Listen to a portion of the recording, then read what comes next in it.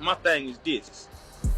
These record labels are inclined to keep us as dumb as possible. They know that if we get to communicating and putting our heads together and comparing notes, that we're gonna figure out some shit real fast. They also know that if we get on the same page, it's a chance that we could unionize. They really don't want that. This is an email from investment banker Jess Staley to Jeffrey Epstein in February 2014. And it says, the group that should be in the streets has been bought off by Jay-Z. The group that should be in the streets has been bought off by Jay-Z. Pimp C, what happened to him? He died on Mr. Carter's birthday. And Beyonce just did the halftime performance, and the license plate on that Cadillac was Pimp C. Thank you. Sacrifice. So Jay-Z still thinks he is untouchable, and that he was better than people like DMX and Pimp C. In fact, it is being reported that Jay-Z feels the reason those legendary rappers never crossed him ever was because of his connections. And now Pimp C's old interviews are going viral, where he was talking about Jay-Z and exposing how the industry really works. And the timing lines up with everything happening right now. Jay-Z is in the middle of a storm. That GQ interview where he came off completely out of touch backfired on him. And that came just weeks after his name showed up in those files. Back then, a lot of people dismissed Pimp C as bitterness or paranoia, but now it's all starting to make sense. Pimp was trying to warn people about Jay-Z and how people like him keep the fans distracted, and how all of it connects to what's been exposed lately, including an email in those files where a billionaire flat out said Jay-Z is being used to keep black people from rebelling. So this also raises the question, what actually happened to Pimp C? Why does no one want to talk about the suspicious circumstances surrounding his death? And was he really scared of Jay? Pimp C died in 2007. And why haven't we got a Pimp C documentary? Because there was a lot of strange details surrounding Pimp C's death. So let's start with what came out about Jay-Z in those DOJ files. The mainstream media only reported on an anonymous FBI tip from a woman who claimed she was taken against her will and woke up in a room with Jay-Z and Harvey Weinstein. And of course, fans were quick to dismiss this story as fabrication because this woman never filed any charges or directly accused Jay-Z of anything. But what if this story was just a distraction? Because there's another document in those files that mentions Jay-Z, but for some reason, not a single news outlet reported on it. So there's an email from February 3rd, 2014. And in this email, former JP Morgan banker and Barclays CEO Jess Staley is responding to something about protests in Brazil. At the time, there were massive uprisings happening there, and people were in the streets protesting over the government spending billions on the World Cup, while regular people couldn't afford basics. So Jess Staley looks at what's happening in Brazil, then looks at what's happening in the US, and he writes to Jeffrey to tell him he and other billionaires don't have to worry about Americans protesting like Brazilians. Why? Because in his words, the ones who are supposed to be in the streets have been bought off by Jay-Z. Here's the email word for word. You want to know why we are not Sao Paulo? Watch the TV ads on the Super Bowl. It's all about hip blacks in hip cars with white women. The group that should be in the streets has been bought off by Jay-Z. So let's sit with that for a second. A Wall Street banker is telling Jeffrey that the reason black Americans aren't revolting is that Jay-Z pacified them. The Super Bowl commercials show black men with luxury cars and white women, and that image, the fantasy of success, of crossing over, of making it, is enough to keep people from challenging the system. Every kid watching that Super Bowl ad sees Jay-Z and thinks maybe that could be them.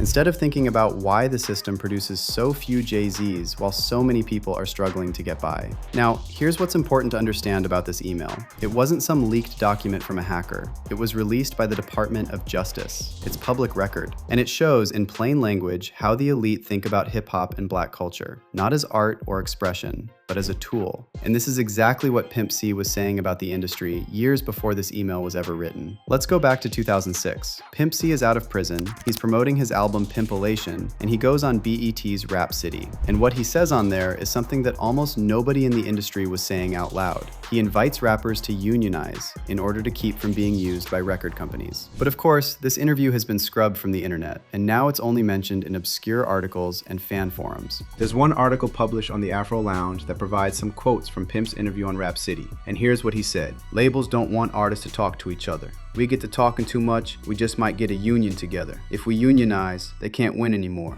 Don't you fools realize that we can get a whole bunch of money together? And that same article quotes Pimp from an interview he did with Donna Garza, where Pimp said that the divide and conquer strategy is being used in hip-hop. He explained how record label executives intentionally create beefs to stop the artists from working together for the common good. And Pimp didn't just mention this once or twice. He used to talk about it all the time, even in random run-ins with paparazzi. My thing is this. These record labels are inclined to keep us as dumb as possible. They know that if we get to communicating and putting our heads together and comparing notes, that we're gonna figure out some shit fast. They also know that if we get on the same page, it's a chance that we could unionize. They really don't want that.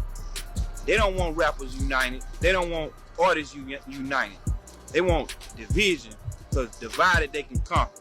Now think about what that means. A union for rappers. Artists coming together to demand fair contracts, ownership of their masters, and control over their publishing. The same kind of protections that actors have, that athletes have. Pimp C was saying hip-hop artists deserve that too. And he wasn't just talking, he was living it. He co-owned Trill Entertainment with Bun B. He owned UGK Records. He handled most of the production for UGK himself because, in his words, he couldn't find anybody who would give him what he needed, so he had to make it himself. Pimp understood that independence wasn't just about creative freedom, it was about not being owned. But the industry and the people who sign Jay-Z's checks don't want artists to unionize. And that's not a conspiracy, that's just business. When artists are divided, competing against each other, signing whatever deal gets put in front of them, the labels hold all the power. So when artists start talking about unionizing, that's a threat to the whole system, and Pimp C saw that clearly. Now this is where the actual beef between Pimp and Jay-Z gets worse, because a lot of people think Pimp just didn't like the beat for Big Pimpin' and that was it, but it actually went way deeper than that. The truth is, Pimp C almost didn't do that song at all, and the reason was about loyalty, specifically loyalty to Tupac. You see, Tupac and Jay-Z had issues back in the day. Pac wasn't a fan of Jay. He saw Jay as being aligned with Biggie and Puff, and in Pac's mind, those were the people who betrayed him. So if you were cool with Biggie, Pac wasn't cool with you, and Jay was definitely cool with Biggie. Now Pimp C, he held Tupac in high regard, and Too Short explained that Pimp C's only logic for not wanting to be on Big Pimpin' with Jay-Z was all about Tupac. He didn't even know him, and he's like, I'll ride with Pac till the end. So anybody who ever said this on Tupac, ever, Pimp C didn't like you. He just never would fool with you, ever, ever, ever. So he put Jay-Z in the category of, I don't think Tupac liked him. Tupac wouldn't, as Biggie homie or whatever, I ain't fooling with him. Bun B also told this story about being in Atlanta with Pimp when the call came through from Jay-Z, and all Pimp could think about was, what would Tupac do? Pimp used to have this big painting on the wall. And so literally when the call came and he looked up at the wall and he just stared at the picture. And I'm like, what are you doing? He's like, I'm thinking, what would Tupac do right now? And Tupac wouldn't want me to fuck with him. Tupac was a man of very high personal standards and character, right? And did not have a lot of friends. And Pimp C felt the same way. He felt he was a man of those same standards and character. And so he didn't want to do anything that he felt Tupac would do. And working with Jay-Z in his mind was something Tupac wouldn't do. And then there's another story from a record executive named Greg Taylor. He was on the phone with Pimp telling him about a deal with Rockefeller. And when Pimp heard Jay-Z was involved in the deal, he told him to take that check and give it to Tupac's mama. So I called him instantly because I knew y'all niggas at the house. Right. I was like, yo, I'm excited. I got $1 million. This is it. Rockefeller is the shit. Hey, there's the shit. I called Pimp and these niggas fighting. So I calmed them down. And then once Pimp locked in, he was like, wait a minute, Rockefeller. Ain't that where Jay-Z at? I was like, yeah. And I didn't get the connection. He was like, tell him to take that check over to Tupac mama and give it to him for stealing all Tupac shit. And I'm like, what? I put him on that Pac life, boy.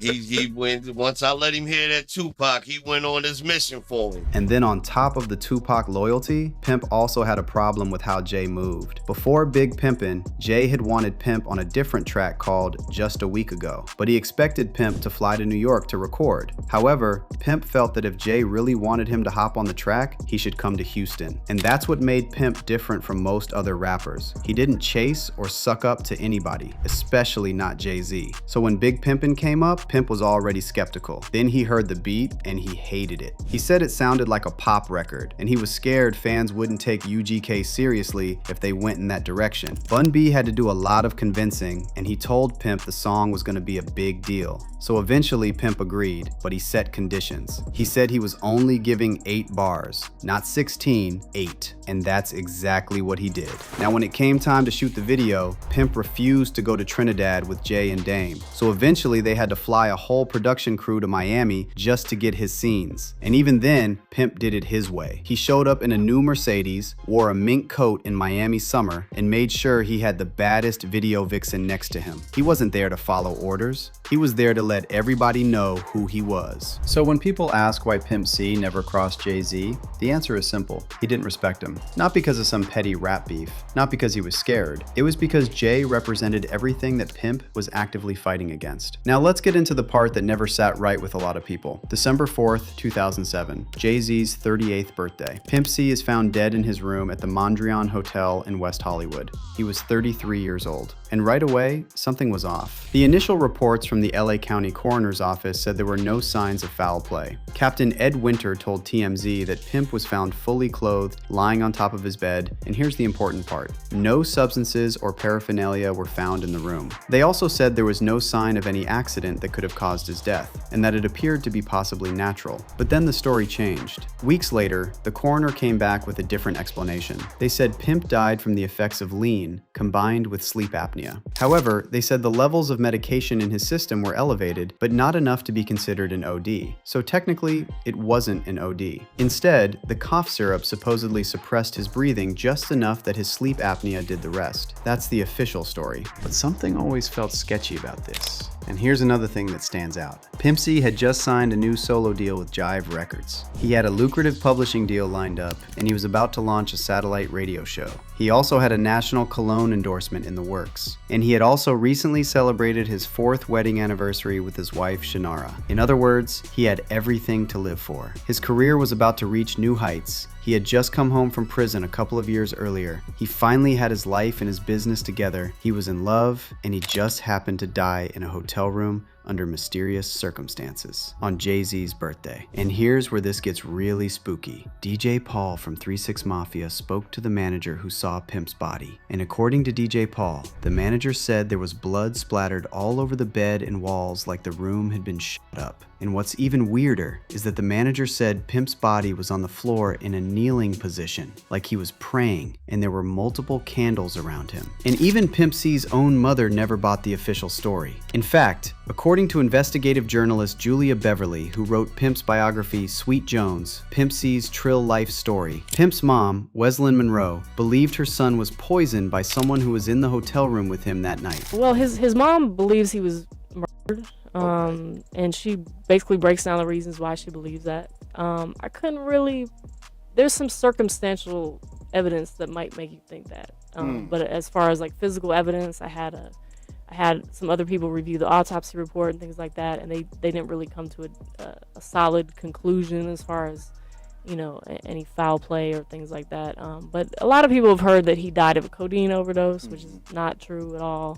That was actually, you know, the day he passed, or the day that the results of the tests and whatnot were not announced, the coroner said, you know, he did not overdose. And then you had all these newspapers that said that he did overdose. So that was just irresponsible media that came up with that story. But the official story was that he had sleep apnea, which is a condition which can make it hard for you to, basically you stop breathing in your sleep.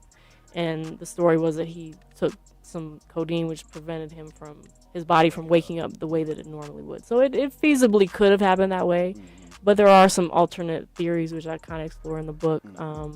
His mom thinks he was poisoned, and there was someone with him when he passed who was a very shady, strange character. So there is actually a person of interest, according to his mother, that she believed had something to do with his death. So I wasn't able to really definitively come to a conclusion, but I've laid out all the facts. And to this day, many fans are still convinced Pimp C was silenced because he knew too much about the industry and was starting to encourage artists to turn against the record labels. Same white-owned record labels that helped Jay-Z become a billionaire while throwing under the bus his own people. And you don't have to be a conspiracy theorist to see that something about this doesn't add up. Pimp C was a man who refused to bow. He talked about unionization when nobody else would. He called out industry figures by name, and he died at 33, right when everything was about to take off. Now, nearly 20 years later, we're seeing some of the people he warned about getting exposed, and it makes you wonder, if Pimp C was alive today, what would he be telling us? Was he warning us about Jay-Z and the people Jay works for? And what do you think about his death? A tragic accident or something deeper? Leave your comments below and stay tuned for the next video.